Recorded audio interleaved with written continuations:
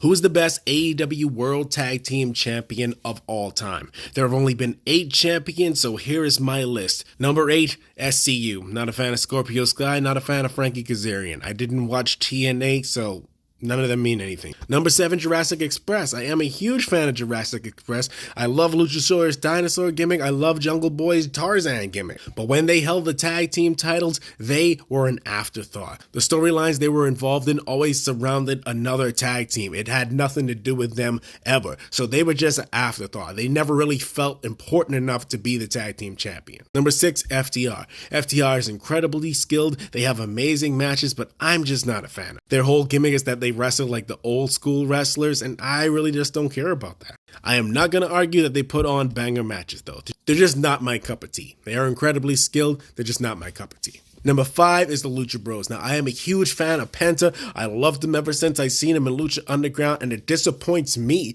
to put them this low. But just like with Jurassic Express, when they held the titles, they kind of felt like an afterthought. Now, they had an amazing fuse with the Young Bucks, but still, the focus didn't really feel like it was on them. The storyline wasn't built around them. Number 4, Omega and Hangman. This all comes down to the story. It was a great story of them going to turn on each other and they're gonna fight each other for the title. The storyline is mostly what put them up this high, and they had some great matches as well. Number 3, Swerve and Keith Lee.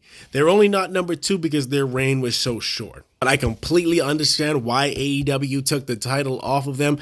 The Acclaimed are white hot right now, and you can't let an opportunity like this pass by. If someone is white hot like this, you give them the title immediately and push them to the moon. But Swerve and Keith Lee, I was looking forward to the long burn, and then one of them turn on each other and somebody goes for a single title.